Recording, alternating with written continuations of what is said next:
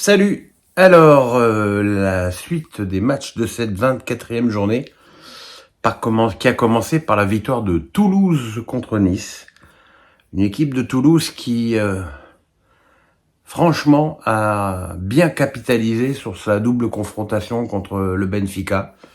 Car même s'il y a eu élimination, ça a été vraiment de justesse et pas de façon très méritée, et qui depuis prend des points, 3e victoire consécutive, et en plus contre des clubs bien classés. C'est donc d'excellents résultats. Pourtant, le match avait mal commencé, puisque dans les 10 premières minutes de jeu, Terence Moffi avait ouvert le score sur un but tout foireux, avec un centre contré de Guessant et une reprise du tibia. Mais bon, Toulouse s'est pas découragé. Déjà au repos, ils avaient bien mis sous pression les Niçois. Et puis en deuxième période, en 3 minutes, Dalinga, je dirais comme d'habitude, Ego, bien servi par le même Dalinga, ont donné une victoire très très méritée à une équipe de Toulouse. En revanche, que dire de cette équipe de Nice? Vous savez, j'ai un adage dans le foot, c'est que quand des joueurs s'emmerdent et qu'ils gagnent, ça passe. Dès qu'ils commencent à plus gagner, ils se souviennent qu'ils s'emmerdent.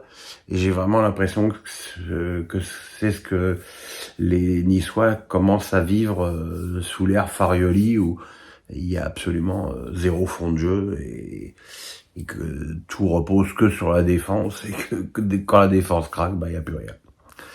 À 15h, Montpellier et Strasbourg ont fait un match nul spectaculaire de partout.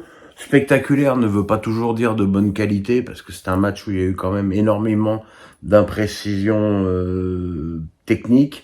Les Strasbourgeois ont mené 2 fois au score sur un penalty de Diarra provoqué par Emega, puis par un très joli but piqué d'Emega bien servi par Sceaux.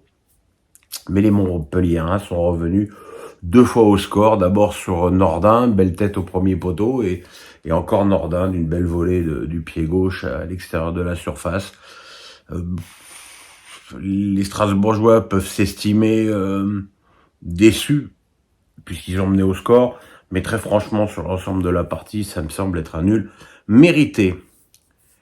Nantes, qui fait des bons résultats à l'extérieur, est incapable de faire quoi que ce soit à la Beaujoire. 5e défaite consécutive des Canaries sur leur terre. Et là, en plus, c'est contre Metz. Il y a un chiffre qui résume ce match, 78e minute, premier tir cadré des Nantais. C'est évidemment impossible. Et c'est un match qui peut permettre à des Messins d'espérer recoller au peloton des équipes qui jouent le maintien, puisque sur le prochain match, ils recevront Clermont. Brest a gagné 1-0 contre Le Havre sur un but de Lies Melou. Alors c'était pas de loin le meilleur match des Brestois cette année, mais il n'empêche que bon ou pas bon, ils gagnent. Et que voilà, maintenant à 10 journées de la fin, ils sont bien calés à la 2e place, et que s'il y avait encore quelqu'un qui n'y croyait pas, ça commence quand même à être très très sérieux là. À 17h, Lorient a gagné à Rennes, pardon. Je dirais presque comme d'habitude, puisque les Merlus sont les bêtes noires attitrées de leurs voisins bretons. Les Lorientais qui ont fait un match impeccable à l'extérieur, c'est-à-dire très très bien regroupé derrière, bien organisé, qui coulissent bien, et puis qui ont ouvert le score par l'inévitable Bamba sur une faute de Mandanda, puis par Croupi qui a marqué le 2e but à bout portant. Gouiri, qui de façon pour moi assez inexplicable n'avait pas débuté le match, a réduit le score. Mais c'est vrai que l'accumulation de matchs a semblé énormément peser dans les jambes rennaises, même si depuis quelques matchs Julien Stéphan fait tourner son équipe. Là, il y avait plus tellement d'essence dans le moteur. Là, ils vont revenir à un match par semaine en attendant leur demi-finale de coupe, et ça pourrait leur permettre de recharger leur batterie, sachant quand même que cette défaite n'est pas une bonne affaire dans leur quête de retour vers les places européennes. Et puis ce soir, Lens s'est baladé à Lyon. Alors c'est vrai que Lyon jouait sans Lacazette, mais enfin, je pense pas que c'est Lacazette qui aurait pu éviter que Lyon encaisse 3 buts.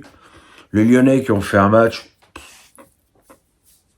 pas dégueulasse, ils ont eu des occasions, Bamba était très bon, mais ils sont tombés sur une équipe de Lens qui a fait son meilleur match depuis très longtemps, avec une remarquable organisation, des joueurs athlétiquement tous dans le même tempo, et surtout une science du jeu, du déplacement des uns et des autres, tout à fait exceptionnelle. C'est Sotoka qui a ouvert le score d'une tête à bout portant sur un très bon centre de Pereira da Costa. Ensuite, Wai sur penalty, suite à une main de Cacré, a donné 2 buts d'avance à Lens, avant qu'il sorte blessé à l'épaule. Et enfin, Danso, sur un corner de Thomasson, d'une tête plongeante, a donné à cette victoire lensoise une ampleur assez incroyable. Ce qui fait qu'au classement, mes petits amis, Lens est 6e, à 1 point de Nice et à 3 points de Monaco. Donc, Lens est totalement relancé vers une qualification non seulement européenne, mais carrément pour une 2e Ligue des Champions consécutive, ce qui serait un résultat assez exceptionnel pour ce club. Et franchement, quand ils font des matchs comme ce soir, c'est à souhaiter, parce que là, il y avait tout, il y avait l'organisation, il y avait un peu de vis derrière, avec Medina qui s'en est tiré sans un carton jaune de façon miraculeuse.